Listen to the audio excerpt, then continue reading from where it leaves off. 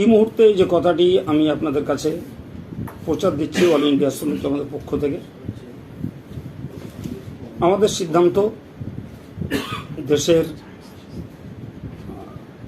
আদালতের এবং বর্তমান রাজ্য সরকারের প্রচারিত নির্দেশিকা অনুযায়ী আমরা এবার গরু কোরবানি করব না।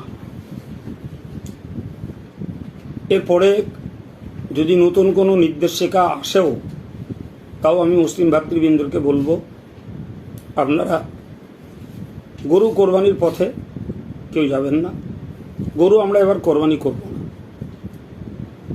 ছাগল কোরবানির উপরে নিষেধাজ্ঞা জারি নেই, ফলে ছাগল কোরবানি করতে চাইলে করবেন। তবে নির্দেশনায় যদিও ছুরি লাইসেন্সের কথা বলা নেই, কিন্তু কোনো কোনো থানা পৃথক পৃথকভাবে বা কোনো সোশ্যাল মিডিয়াতে ছুরি লাইসেন্সের কথাও বলা হচ্ছে। সে ব্যবস্থা সংশ্লিষ্ট আধিকারিকদের কাছ থেকে জেনে নেন। জেনে নেওয়ার পরে যদি সম্ভব হয় তাহলে ছাগল কোরবানি করবেন, না হলে গরু কোরবানি আমরা এবার করব না। নতুন নির্দেশনা আসলেও করব না। তবে যারা গরু কিনেছেন তাদের জন্য দুটি পথ। কোরবানির দিন অতিক্রম হয়ে গেলে হয় গরুটাকে আস্ত দান করে দেবেন, অথবা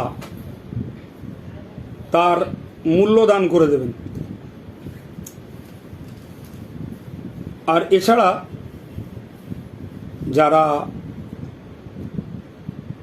গরু কেনেননি, নতুন করে কিনতে যাবেন না। সম্ভব হলে ছাগল কিনুন, তবে ছুরি লাইসেন্সের ব্যাপারটা ভালো করে জেনে বুঝে এই কাজ করুন।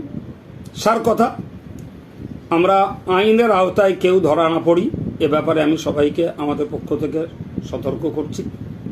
সবাই সতর্ক হয়ে কাজ করুন এবং বলবো সবাই ধৈর্যের পরিচয় দেন, আবেগে ভাসবেন না। এবং এই প্রসঙ্গে বিশেষ আরেকটা বার্তা দেব, মুসলিম জনসাধারণ ঈদ উপলক্ষে অনেকেই বেড়াতে যান বিভিন্ন ট্যুরিস্ট স্পটে, যেখানে দেখা যায় 500 টাকার একটা ঘর ভাড়া 5000 টাকা নেয়। আল্লাহর হস্তে আপনারা ছেলেদেরকে এই দেশের অস্থির পরিস্থিতিতে ঘরের বাইরে যেতে দেবেন না। তাতে নিরাপদে থাকবেন, শান্তিতে থাকবেন, নিশ্চিন্তে থাকবেন। এদিকটাও আপনাদের কাছে আমাদের একান্তভাবে দাবি রইল। বাকি কোনো বিষয়ে আপনারা উত্তপ্ত হবেন না, ধৈর্যের পরিচয় দেন এবং আল্লাহর প্রতি বেশি করে আস্থা রাখুন। কোনো বিষয়ে হতাশ আর নিরাশ হবেন না। মনে রাখবেন, ইসলাম যেমন বিধান দিয়েছে তেমন পরিস্থিতির পরিপ্রেক্ষিতে ইসলামের সরল রাস্তাও রয়েছে। রাসূলুল্লাহ নিজে বলেছেন, আদ-দীনু ইউসরুন, ধর্ম সহজ। কিন্তু আমরা নিজেরা না বুঝে ওটা কঠিন করে নেব না, পরিস্থিতির পরিপ্রেক্ষিতে সহজটাই নেব। এ প্রসঙ্গে আমাদের বলার, আপনারা জানেন এবার ক্যালেন্ডার বা বিভিন্ন সন্তিথিতে 27শে মে বুধবার ঈদ ঘোষিত ছিল, কিন্তু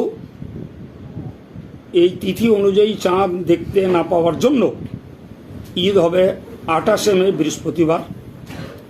তো অল ইন্ডিয়া সুন্নাত জামাতের পক্ষ থেকে এবং সুন্নাত জামাতের সমস্ত পরিবারের পক্ষ থেকে, জামিয়া রহমানিয়ার পক্ষ থেকে আমি দেশের সর্বস্তরের মুসলিম ভাইদেরকে অগ্রিম পবিত্র ঈদ উল আজহার পবিত্র শুভেচ্ছা ও জানাচ্ছি এবং সকলের জন্য শান্তির সুশৃঙ্খল বোধ এবং সকলের প্রতি ধৈর্যের আহ্বান রাখছি।